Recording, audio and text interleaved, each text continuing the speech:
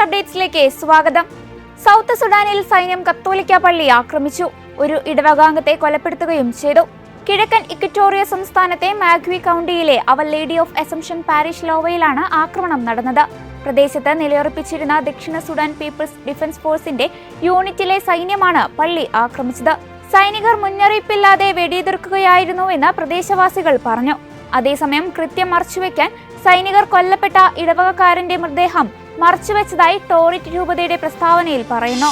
വലിയ നോമ്പിന്റെ 5ാം ഞായറാഴ്ചയായ ഏപ്രിൽ 6-ന് വിശുദ്ധ പത്രോസിന്റെ ബസിലിക്കയിൽ വെറോണിക്കയുടെ തൂവാല എന്നറിയപ്പെടുന്ന തിരുശേഷിപ്പ് പ്രദർശിപ്പിക്കും. കാൽവരിയിലേക്കുള്ള വഴിയിൽ ക്രിസ്തുവിന്റെ മുഖം തുടച്ച തൂവാലയാണിതെന്നാണ് വിശ്വാസം.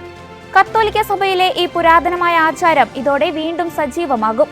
ഏപ്രിൽ 6-ന് വൈകുന്നേരം ലുത്തിനിയകൾ ചൊല്ലിക്കൊണ്ട് വിശ്വാസികൾ വിശുദ്ധവാതിലൂടെ പ്രവേശിക്കും.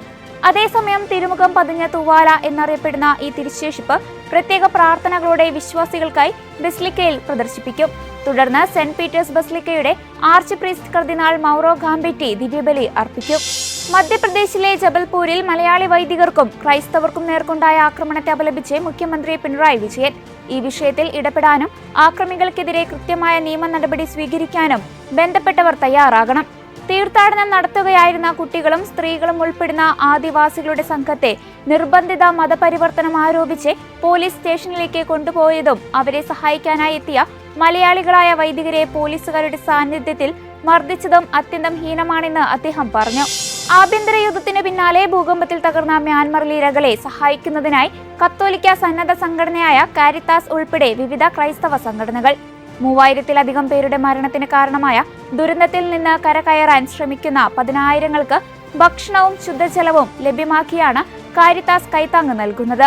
ഭക്ഷണത്തിന്റെയും മരുന്നിന്റെയും പാർപ്പിടങ്ങളുടെയും അടിയന്തരാവശ്യമുണ്ടെന്നും മുറിവേറ്റവരും ഭവനരഹിതരുമായ ആയിരക്കണക്കിന് ആളുകൾ വഴിയാധാരമായിരിക്കുകയാണെന്നും കാരിത്താസ് വെളിപ്പെടുത്തി. വഖഫ് നിയമ ഭേദഗതി ബിൽ പാർലമെന്റിൽ അവതരിപ്പിച്ച് പാസാക്കിയത് സ്വാഗതാർഹമാണെന്നും ഇതുവഴി വിവിധ മതസ്ഥരായ സാധാരണക്കാരുടെ ആശങ്കകൾക്ക് പരിഹാരം ലഭിക്കുമെന്നും കത്തോലിക്ക കോൺഗ്രസ്. മുനമ്പം പ്രശ്ന പരിഹാരത്തിന് വഖഫ് ഭേദഗതി അനിവാര്യമാണ്.